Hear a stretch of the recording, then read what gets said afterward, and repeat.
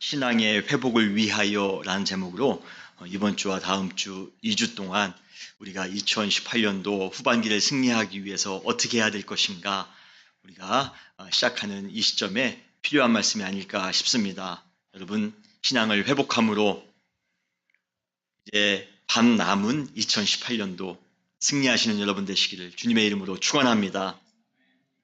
요즘 월드컵 열기로 여름 더위만큼이나 온 세상이 뜨겁습니다.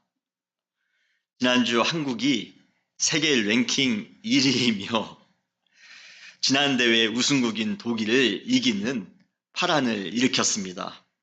승리 확률이 1%였다고 하는데 그 좁은 확률을 뚫고 값진 승리를 거둔 것입니다. 저도 지난주 휴가였지 않습니까? 여행 중에 그 경기를 볼까 말까 하다가 당연히 질 텐데 그냥 재밌게 여행이나 하자. 저는 보지도 않았습니다. 그런데 우리 아이가 뒤에서 아빠 독일을 이겼대요. 그러면 볼 걸 나도. 예, 정말 생각지도 못했는데 우리 한국이 이긴 그런 아주 감동스러운 경기를 지난주에 우리가 월드컵을 통해서 봤습니다. 축구는 11명의 선수가 한 팀이 되어 전후반 각각 45분씩 겨루어 득점을 많이 한 팀이 이기는 아주 단순한 경기입니다. 그러나 한 경기를 이기기 위해서는 감독의 전술과 전략, 또 선수의 그러한 기술, 상대방에 대한 그러한 철저한 분석, 그리고 강도 높은 훈련, 투지와 정신력 등이 있어야지 우리가 한 경기를 이길 수가 있는 것입니다. 그런데 경기 현장에서 실질적으로 승리를 좌우하는 또 하나의 중요한 요소가 있습니다. 그것은 바로 회복입니다. 축구에서 승리하기 위해서는 회복이 필요합니다. 육신의 회복뿐만 아니라 정신적인 회복이 되어야지만이 최상의 결과를 우리는 기대할 수가 있습니다. 축구는 전반전만 뛰고 난 후에 그 결과가 결정되는 것이 아닙니다. 축구는 후반전까지 다 뛰고 난 후에야 비로소 경기의 결과가 정해집니다. 그래서 전반전이 끝나고 후반전이 시작될 때까지 주어지는 15분간의 그 회복 시간을 어떻게 잘 활용하는가, 잘 보내는가에 따라 경기에 아주 절대적인 영향을 미치게 되어 있습니다. 우리는 2018년도 전반전을 끝내고 후반전을 시작하는 그러한 시기입니다.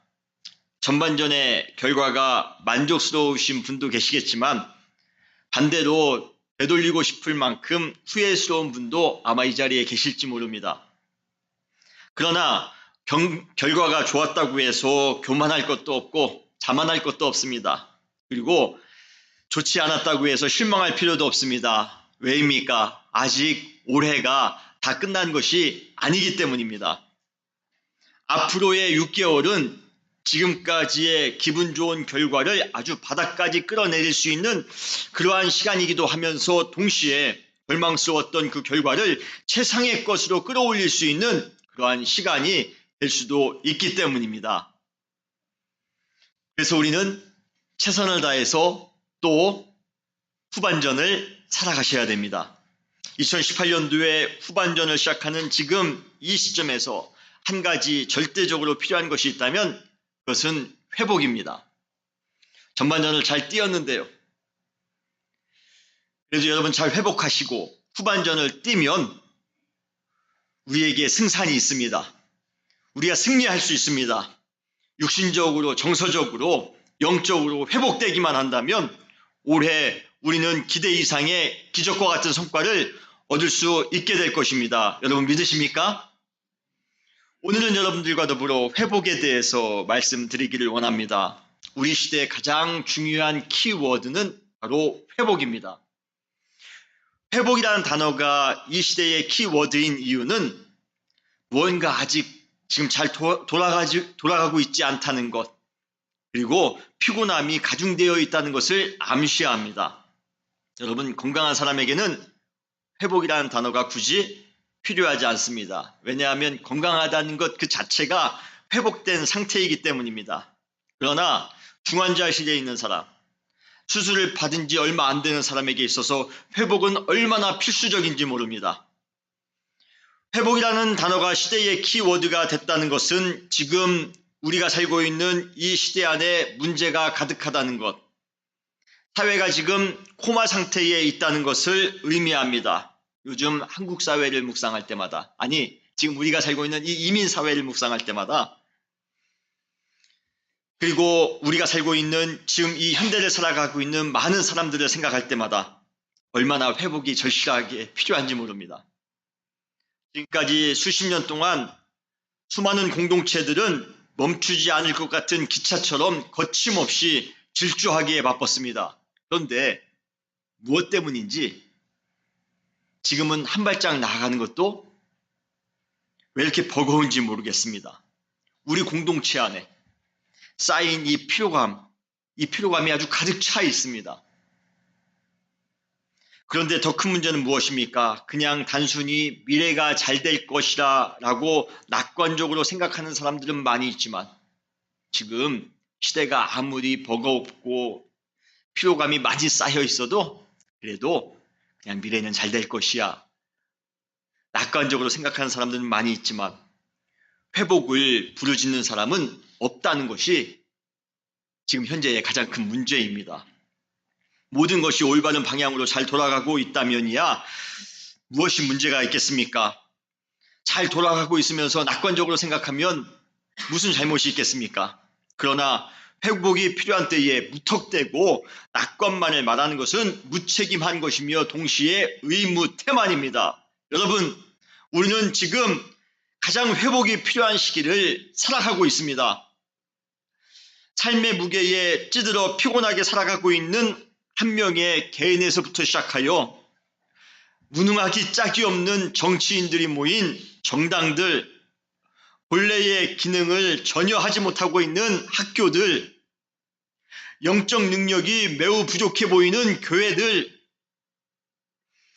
탐욕으로 진흙탕 싸움에서 상처투성이만 남은 그러한 기업들, 바람이 빠지면 날아가는 풍선처럼 방향도 잃고 동력도 잃은 수많은 공동체들, 여러분 이 모든 것에 회복이 필요합니다. 그냥 막연히 잘 되지 않습니다. 우리가 그냥 낙관적인 마음을 가지고 있다고 해서 미래가 잘 될 것이라고 해서 잘 되지 않습니다. 우리가 온전히 회복될 때 우리의 정신이, 우리의 영혼이, 우리의 육신이 온전히 회복될 때 그때 비로소 잘 될 수 있음을 여러분 믿으시길 바랍니다. 시대의 회복을 가장 절실하게 부르짖었던 선지자가 있습니다. 바로 오늘 본문에 나오는 하박국입니다. 그는 자기의 민족이 바벨로니아에 의해 멸망해가는 그러한 역사적인 장면을 두 눈으로 목격했던 비운의 선지자였습니다. 민족의 멸망을 바라보면서 그리고 두려움으로 소망 없이 떨고 있는 그러한 민족들을 바라보면서 그가 외칠 수밖에 없었던 그러한 메시지는 바로 회복이었습니다. 하박국 3장에 보면 유난히 우리의 마음을 끄는 그러한 단어가 등장합니다. 바로 부흥입니다. 3절에 오늘 3장 2절에 보면 여호와여 주는 주의 일을 이 수년 내에 부흥하게 하옵소서. 할렐루야.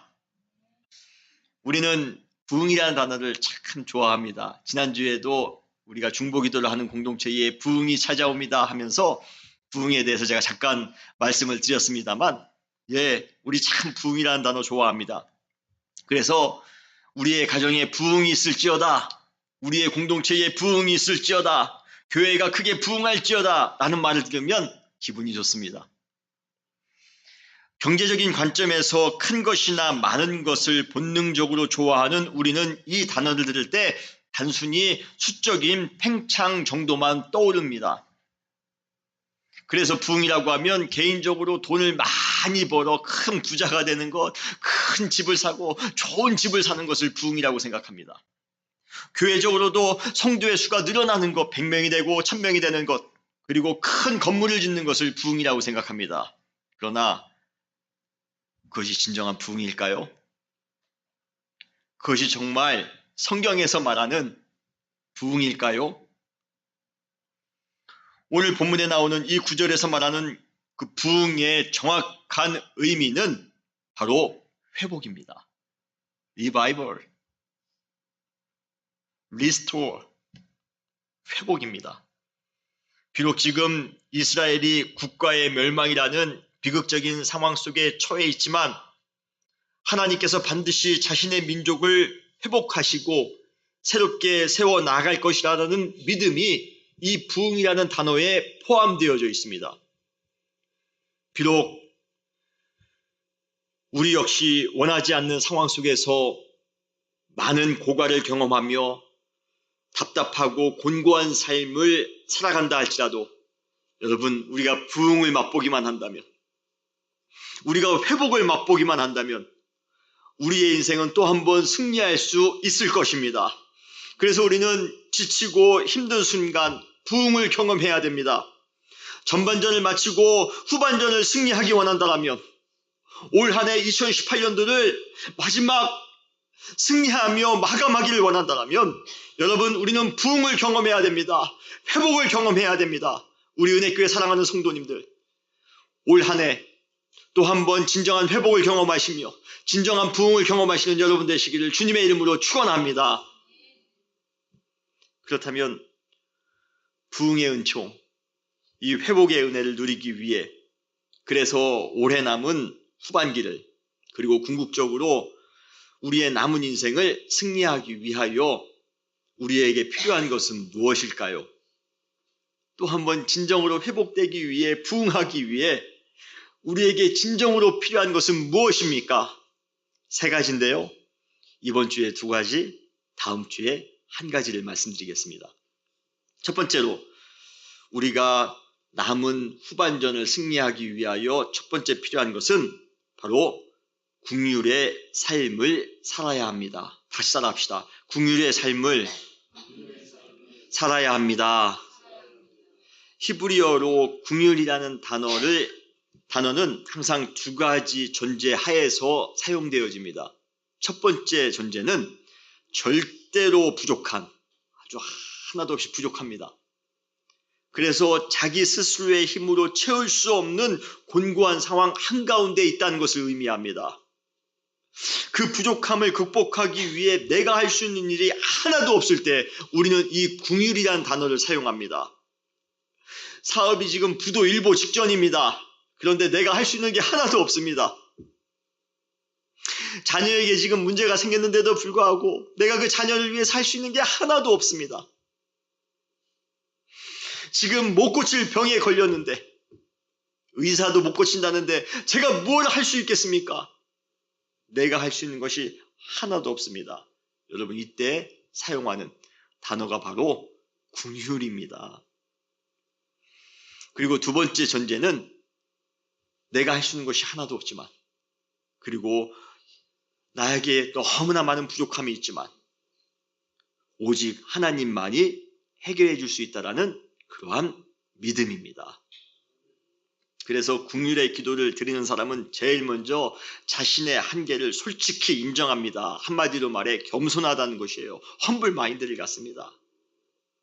그리고 오직 주님의 도우심만을 의지합니다. 인간은요, 자신이 할 수 있을 것 같은 것이 1%의 그 가능성, 그 능력만 있다면 긍휼의 기도를 하지 않습니다. 그리고 그 1%만을 의지하려 합니다. 그러나 진정한 신앙인은 겸손히 자기를 내려놓고 긍휼의 기도를 드리며 주님만 바라보며 믿음으로 살아갑니다. 우리 은혜교회 사랑하는 성도님들은 그러한 긍휼의 삶을 살아가시는 그러한 우리 모든 성도님들이 되시기를 주님의 이름으로 축원합니다.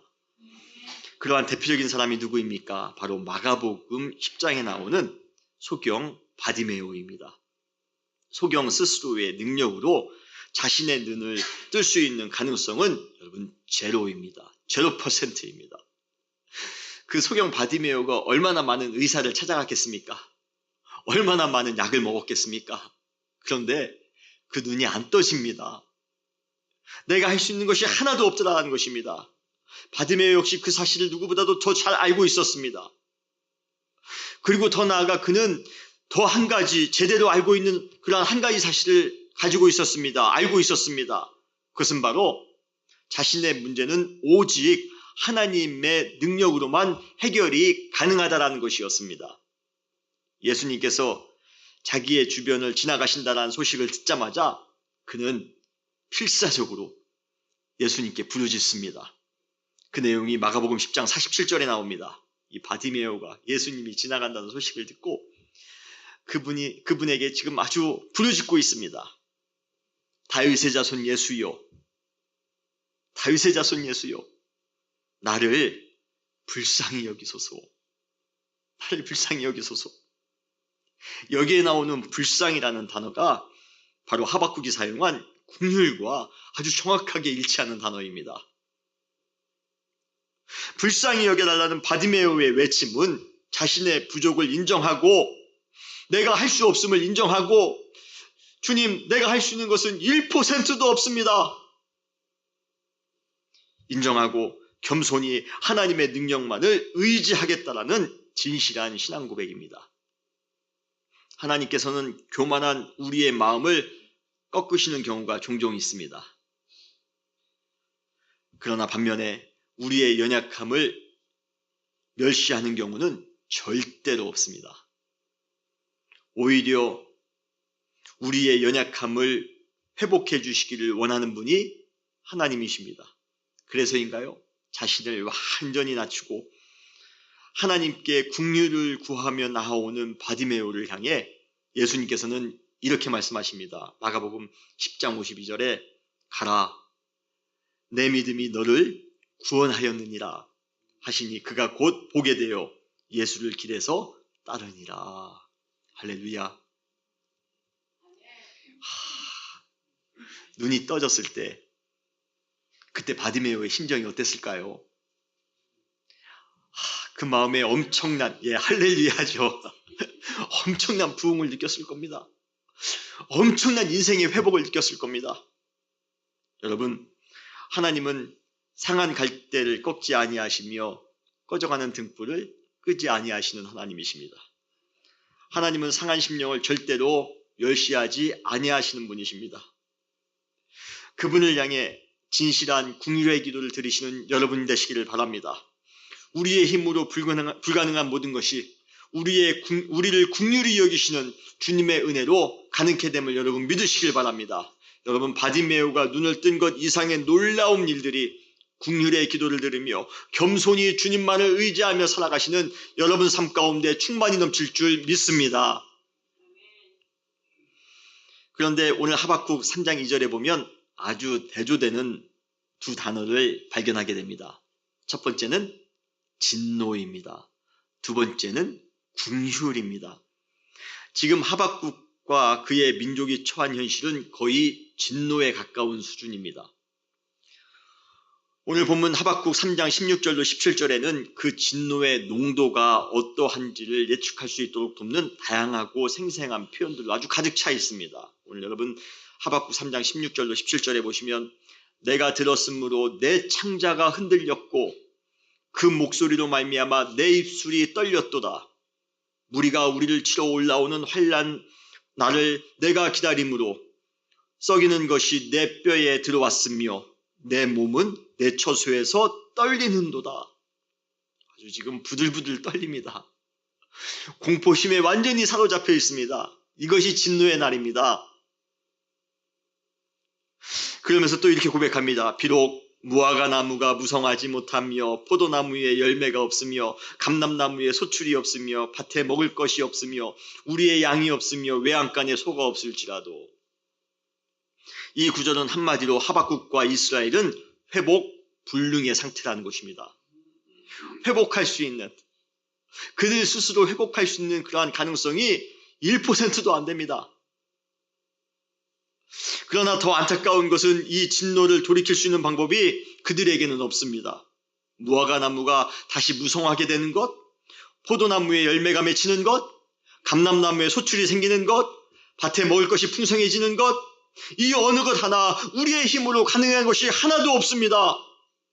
진노 앞에서 우리 인간이 할 수 있는 일이라고는 그 진노 가운데 고통스럽게 살아가는 것뿐입니다.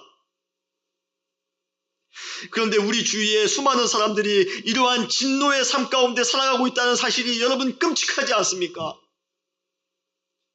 여러분의 이웃 가운데에 우리 아이와에 함께 살고 있는 우리 한인 가운데에 그렇게 끔찍하게 살아가고 있는 사람들이 있다는 것이에요. 회복을 누리지 못하고 살아가고 있는 사람들, 부흥을 누리지 못하고 살아가는 사람들이 많이 있다는 것입니다. 심지어 우리도 2018년도 전반기를 살아오는 동안 그러한 끔찍한 삶을 살아오시진 않으셨습니까? 하루하루가 고단하며 하루하루가 답답하며 하루하루가 정말 숨쉬기 힘들 것 같은 그러한 삶을 여러분도 살아오시지 않으셨어요? 우리는 이러한 사람들을 향해 그리고 그러한 나를 향해 회복을 선포해야 됩니다. 회복을 선포하시기 바랍니다. 주님, 진노 중에서도 긍휼을 잊지 마소서. 다시 한번 따라 하실까요? 주님, 진노 중에서 긍휼을 잊지 마옵소서. 오직 회복을 위해 필요한 것은 이 진노를 돌이켜 주실 수 있는 유일한 분인 주님께 긍휼의 기도를 드리는 것입니다. 개인적인 부흥을 위해 그리고 교회의 부흥을 위해 솔직히 우리가 할 수 있는 것 아무것도 없습니다. 오히려 우리가 무언가를 할 수 있다고, 내가 나의 부흥을 위하여, 내가 교회의 부흥을 위하여 내가 가지고 있는 것, 내 능력으로 무언가 할 수 있다라고 공언하는 것 그 자체가 교만일 수 있습니다. 우리가 할 수 있는 것이 있다면 하나님 앞에 나의 모습을 솔직히 발견하고 고백하는 것입니다. 주님, 나를 긍휼히 여기소서. 주님, 나를 긍휼히 여기소서. 나를 불쌍히 여기소서. 이러한 긍휼의 기도를 하며 살아가는 사람들에게 하나님의 능력이 임할 것임을 여러분 믿으시길 바랍니다. 그럴 때 우리는 비로소 새롭게 회복될 수가 있는 것입니다. 여러분, 긍휼의 마음을 가지고 겸손히 2018년도 후반기를 함께 살아갑시다. 긍휼을 구하는 기도를 할 때 주님께서 우리의 마음을 아시고 우리의 피곤한 마음을 아시고 우리의 답답한 마음을 아시고 주님께서는 반드시 우리의 마음 가운데 부흥을 주님께서는 임하게 하실 것입니다. 우리에게 회복을 주실 것입니다. 그러한 하나님의 크신 은혜를 누리며 살아가는 여러분 되시기를 주님의 이름으로 축원합니다. 두 번째로 우리가 후반기를 승리하며 살아가기 위하여 회복하며 살아가기 위하여 두 번째 필요한 것은 오직 하나님만으로 즐거워하는 삶을 살아가야 합니다. 다시 따라합시다. 오직 하나님만으로 즐거워하는 삶을 살아야 합니다. 이 시대에 우리가 잘 인식하지 못하는 그러한 비극이 하나 있습니다. 그 비극이 바로 우리 주변에 세상적인 즐거움을 주는 요소가 너무 많다는 것입니다. 잘 인식하지는 못하지만 그 비극입니다. 영화, 스포츠, 게임, 관광, 맛집, 명품 등 인간에게 즐거움을 주는 요소들은 이미 우리 시대를 주도하는 산업 매머드가 되어 우리의 돈, 자본뿐만 아니라 우리의 마음, 심지어 우리의 삶까지도 지배하고 있습니다. 물론 처음 시작은 그것들을 통해 여가를 즐김으로 삶의 회복을 기대하는 그러한 정도였습니다. 열심히 일하고 가끔 리프레시 하기 위해 보기도 하고 먹기도 하고 하면이야 얼마나 좋겠습니까? 저도 지난주에 교회에서 휴가를 주셔서 한 주간 보내고 오니까 또 참 힘이 나고 새로운 회복이 되었습니다. 그 정도면 딱 좋은데요. 우리가 열심히 공부하고 가서 영화 한 편 보면 참 좋습니다.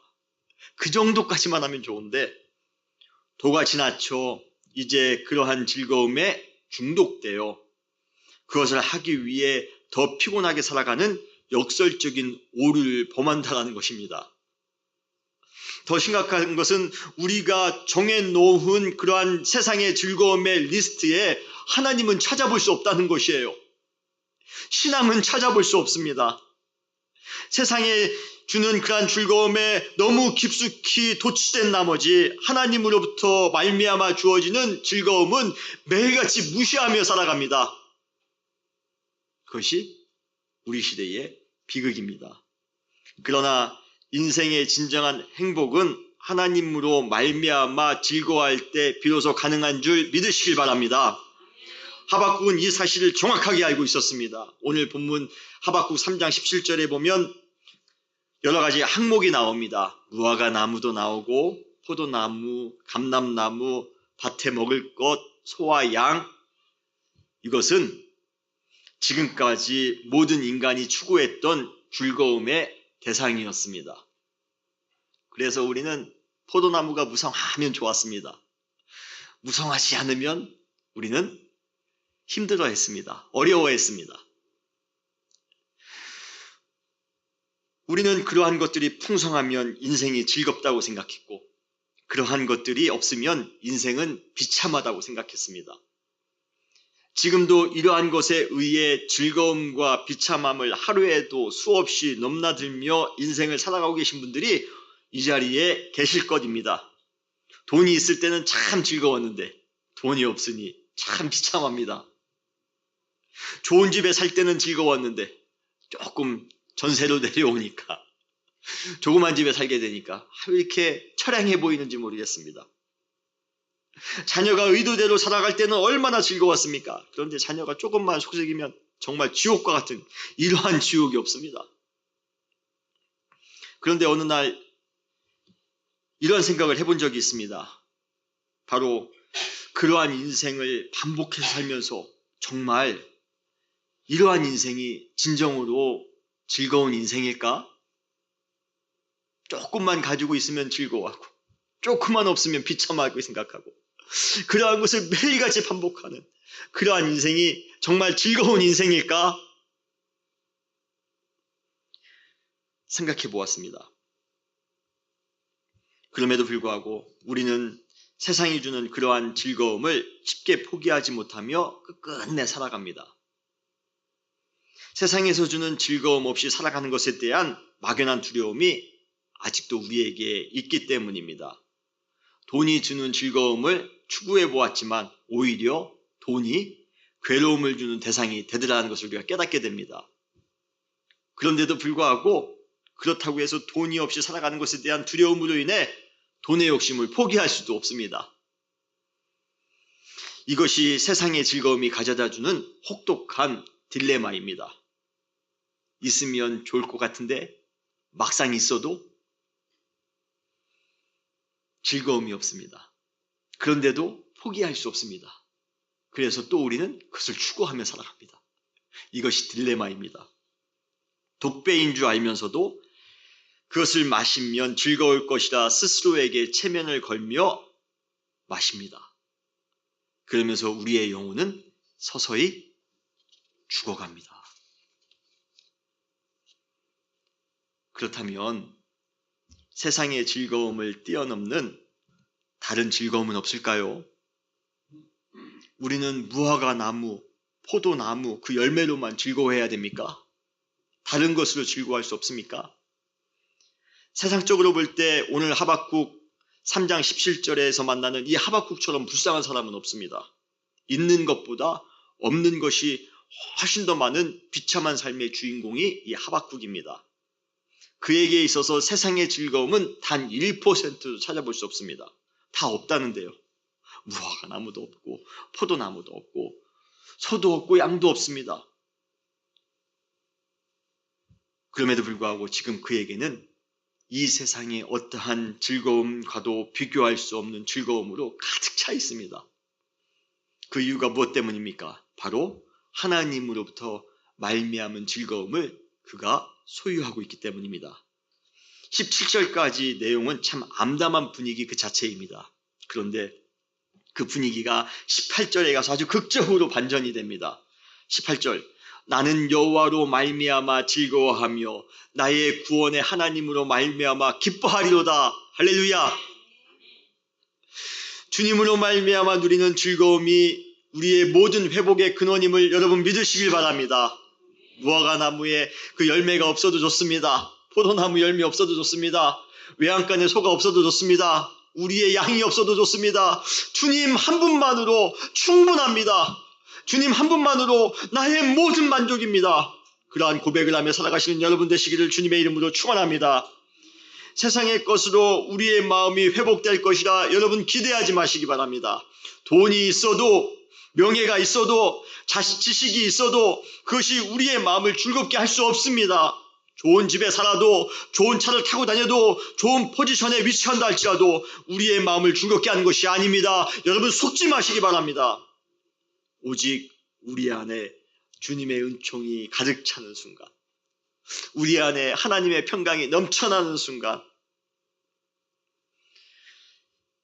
세상의 모든 즐거움을 압도하는 하늘의 즐거움을 여러분은 맛보게 되실 것입니다. 그리고 그것이 우리의 인생을 궁극적으로 회복할 수 있도록 도와줄 것입니다. 여러분 2018년도 후반기 세상의 것으로 즐거움을 삼으려 하지 마시기 바랍니다. 오직 주님만으로 즐거운 삶을 살아가시는 여러분 되시기를 주님의 이름으로 축원합니다. 그러한 마음을 가지고 살아갈 때 우리의 영혼은 회복될 수 있습니다. 여러분 영혼이 회복되어야지만이 후반전을 우리가 이길 수가 있습니다. 오늘 여러분 긍휼의 마음을 가지시고